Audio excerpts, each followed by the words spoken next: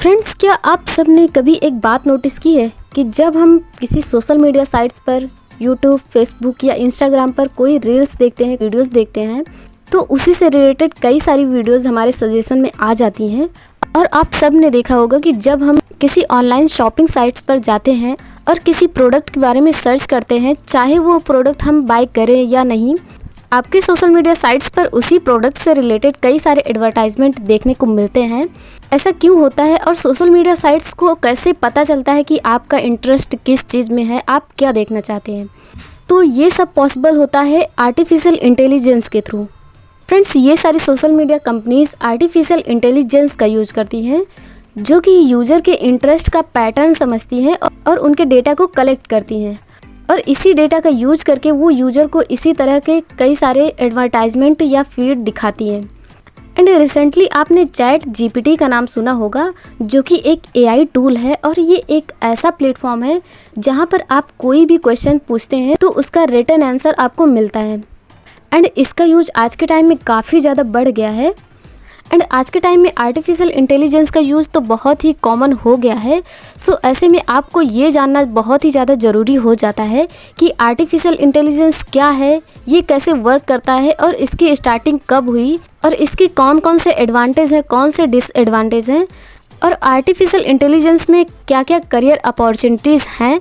इन सब पॉइंट्स के बारे में डीपली डिस्कस करने वाले हैं। बट उससे पहले फ्रेंड्स, जो लोग मेरे चैनल पर नए आते हैं, चैनल को सब्सक्राइब करके बेल आइकन को ज़रूर प्रेस कर देना, जिससे कि मेरी आने वाली हर लेटेस्ट वीडियोज़ की नोटिफिकेशन वीडियो के अपलोड होते ही मिल जाए। तो चलिए सबसे पहले तो बात कर लेते हैं कि आर्टिफिशियल इंटेलिजेंस है क्या। तो आर्टिफिशियल इंटेलिजेंस यानी कि एआई, इसको हिंदी में कृत्रिम बुद्धिमत्ता कहते हैं, जिसका मतलब होता है कि कृत्रिम तरीके से विकसित की गई बौद्धिक क्षमता। Okay. And artificial intelligence computer science की एक ब्रांच होती है, जिसमें कि मशीन को इस तरह से डिज़ाइन किया जाता है, उस तरह से उसकी प्रोग्रामिंग की जाती है, जिससे कि वह एक ह्यूमन की तरह सोच सके, ह्यूमन ब्रेन की तरह वर्क कर सके। एंड अगर अदर वर्ड्स में कहें तो आर्टिफिशियल इंटेलिजेंस के थ्रू एक ऐसा कंप्यूटर सिस्टम, एक ऐसा रोबोटिक सिस्टम तैयार किया जाता है, जिससे कि वह एक ह्यूमन ब्रेन की तरह वर्क कर सके और डिसीजंस ले सके। ओके। एंड अब चलिए बात कर लेते हैं कि एआई की शुरुआत कब हुई और किसने की। तो आर्टिफिशियल इंटेलिजेंस का जनक अमेरिका के कंप्यूटर साइंटिस्ट जॉन मैकार्थी को माना जाता है, और इन्होंने 1956 में डार्क माउथ कॉन्फ्रेंस में एक आयोजन किया था, जिसमें इन्होंने एआई के कॉन्सेप्ट और पॉसिबिलिटीज़ पर डिस्कशन किया था। एंड वैसे तो इसकी स्टार्टिंग 1950 के दशक में हो गई थी, बट इसका तेज़ी से डेवलपमेंट हुआ 1980 के दशक में। ओके। एंड चलिए बात कर लेते हैं कि कौन कौन से सेक्टर में इसका यूज किया जाता है। तो वैसे तो आर्टिफिशियल इंटेलिजेंस का यूज कई सारे सेक्टर्स में किया जा रहा है। एंड आपने चैट बोट का नाम तो सुना ही होगा, जो कि आज के टाइम में कई सारी कंपनीज यूज करती हैं कस्टमर सपोर्ट के लिए। एंड आपने देखा होगा कि जब भी आप ऑनलाइन बैंकिंग यूज करते हैं, तो अगर आपको उस टाइम कोई भी चीज़ समझ में नहीं आती है, तो आपके सामने 3 ऑप्शंस होते हैं। पहला तो ये है कि आप बैंक में जाकर उस प्रॉब्लम का सॉल्यूशन ढूंढ सकते हैं। एंड दूसरा ये है कि आप कस्टमर केयर के नंबर पर बात कर सकते हैं, जिससे कि आपको सॉल्यूशन मिल सकता है। एंड तीसरा ऑप्शन ये है कि आप ऑनलाइन कस्टमर सपोर्ट पा सकते हैं। तो ये तीसरा ऑप्शन ही चैटबॉट का होता है, जहाँ पर आप अपनी प्रॉब्लम को चैट बॉक्स में लिखते हैं और उस तरफ से आपको सॉल्यूशन मिलता है। ओके। एंड उस साइड पर कोई ह्यूमन नहीं होता है, बल्कि वहाँ पर एक चैटबॉट यानी कि एआई टूल होता है, जो कि आपकी प्रॉब्लम का सॉल्यूशन प्रोवाइड करता है। ओके। एंड चैटबॉट का यूज़ कई सारी एरियाज़ में कई सारी कंपनीज करती हैं। एंड चलिए बात कर लेते हैं कौन कौन से सेक्टर में एआई का यूज किया जा रहा है। तो अगर हेल्थ केयर सेक्टर की बात करें तो इसमें एआई का यूज़ काफ़ी ज़्यादा हो रहा है। कैंसर जैसी बीमारियों से लेकर रेडियोलॉजी तक कई सारी बीमारियों में एआई का यूज़ काफ़ी ज़्यादा हो रहा है। और जैसा कि आप सब ने देखा होगा कि CT scan, MRI scan, X ray, इन सब में एआई का यूज हो रहा है। एंड अगर एजुकेशन सेक्टर की बात करें तो एआई का यूज एजुकेशन सेक्टर में बहुत ही ज़्यादा हो रहा है। इसमें कई सारे स्टूडेंट्स को अपने प्रॉब्लम का सॉल्यूशन बहुत ही ईजिली मिल जाता है, जो कि पॉसिबल होता है एआई के थ्रू ही। ओके। एंड अगर एग्रीकल्चर के सेक्टर में बात करें तो एग्रीकल्चर के सेक्टर में भी एआई का यूज काफ़ी ज़्यादा हो रहा है। इसमें किसी भी फसल के बुआई से लेकर कटाई तक जो भी प्रॉब्लम आती है उसका सॉल्यूशन मिलता है। जो भी मशीन्स यूज की जाती है उसमें भी आर्टिफिशियल इंटेलिजेंस का यूज होता है। ओके, एंड अगर बात करें मार्केटिंग एंड एडवर्टाइजिंग सेक्टर की तो इसमें भी एआई का यूज होता है। जैसे कि आप सब सोशल मीडिया साइट्स का यूज देख सकते हैं कि उसमें कैसे किस तरह से किसी भी चीज़ का एडवर्टाइजमेंट होता है, तो वो आपकी इंटरेस्ट के अकॉर्डिंग ही एडवर्टाइजमेंट दिखाते हैं। एंड अगर बात करें साइबर सिक्योरिटी की तो इसमें भी एआई का यूज काफ़ी ज़्यादा हो रहा है और लोगों की प्राइवेसी को स्ट्रांग बनाने के लिए एआई का यूज किया जाता है। और अगर डिफेंस सेक्टर की बात करें तो इसमें भी एआई का यूज काफ़ी ज़्यादा हो रहा है। इसमें सेना के अलग अलग एक्सरसाइज में ऑटोमेटिक गाड़ियाँ, ड्रोन, रोबोट को डेवलप करने के लिए एआई का यूज हो रहा है और ह्यूमन इंटरेक्शन के बिना ही ये कई सारे वर्क कर सकता है।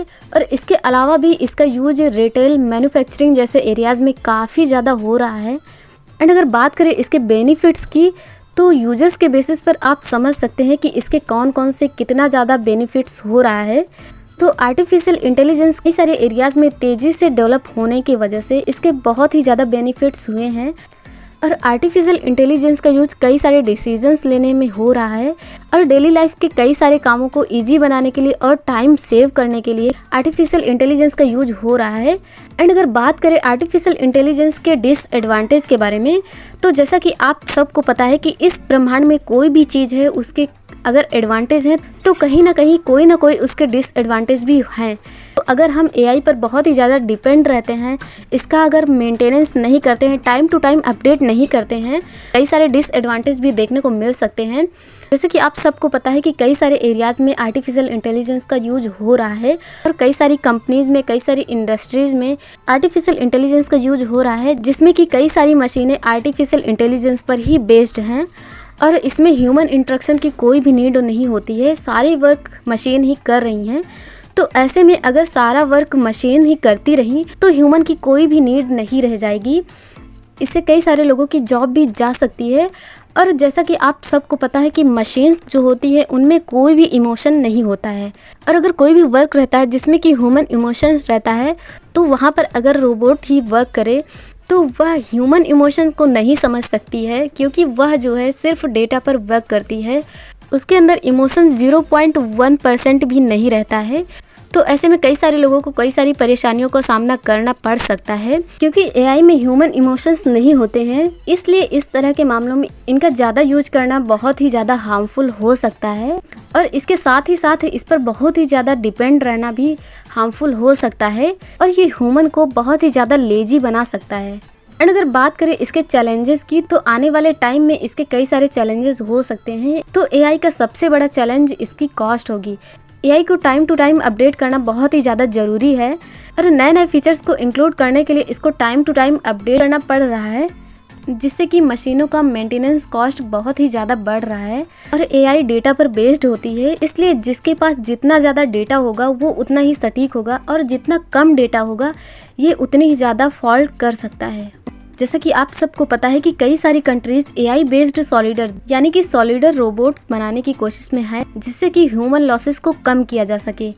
अगर ऐसा होता है तो ये एक बहुत ही बड़ी अचीवमेंट्स होगी, लेकिन इसके साथ ही साथ ये भी ध्यान रखना बहुत ही ज़्यादा ज़रूरी है कि एक मशीन में कभी भी खराबी आ सकती है और इस सिचुएशन में कई सारी प्रॉब्लम्स आ सकती हैं।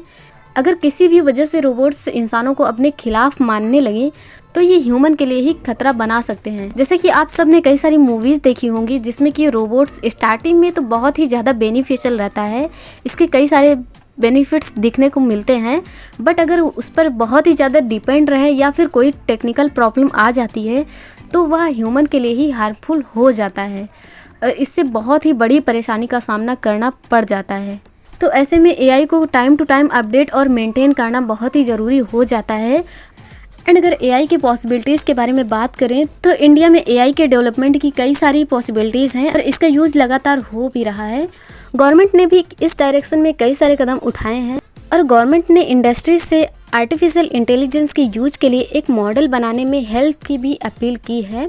इनफैक्ट इस डायरेक्शन में एक अथॉरिटी बनाने की भी मांग की गई है जो कि इसके नियम, कायदे, कानून तय कर सके और पूरे एरियाज़ की मॉनिटरिंग कर सके।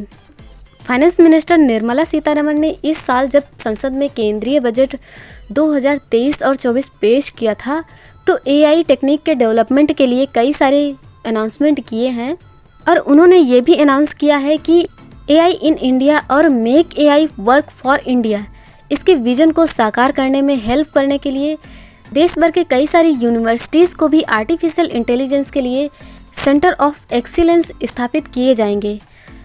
और कई सारी इंडस्ट्रीज़ ने इसके बारे में अप्रिशिएट करते हुए कहा है कि इससे डेवलपमेंट काफ़ी तेज़ी से होगा। एंड अगर बात करें आर्टिफिशियल इंटेलिजेंस में करियर अपॉर्चुनिटीज़ की, तो जैसा कि आप सबको पता है कि आर्टिफिशियल इंटेलिजेंस का यूज काफ़ी ज़्यादा तेज़ी से हो रहा है और ये टेक्निक जितनी फैसिनेटिंग है उतनी ही इसकी पढ़ाई भी। एंड एआई कंप्यूटर साइंस की एक एडवांस्ड ब्रांच है जिसमें कि करियर बनाने के लिए कई सारी पॉसिबिलिटीज़ हैं और ऐसे में अगर आप एआई के फील्ड में अपना करियर बनाना चाहते हैं तो इसके लिए आपको कुछ बेसिक प्रोग्रामिंग लैंग्वेजेस, मैथ्स और स्टैटिस्टिक्स में भी महारत हासिल करनी होगी। और इसके लिए आपको कई सारी लैंग्वेजेस और टूल्स जैसे कि पाइथन, टेंसरफ्लो, स्किट-लर्न, इन सब के बारे में आपको जानकारी होनी चाहिए। और इसके लिए आज के टाइम में कई सारे रिसोर्सेज हैं, कई सारे कोर्सेज अवेलेबल हैं जहां से आप इन सब के बारे में नॉलेज गेन कर सकते हैं। सो फ्रेंड्स, ये थे आर्टिफिशियल इंटेलिजेंस के बारे में कुछ पॉइंट्स। एंड फ्रेंड्स, ये इन्फॉर्मेशन आपको कैसी लगी कमेंट में ज़रूर बताइएगा।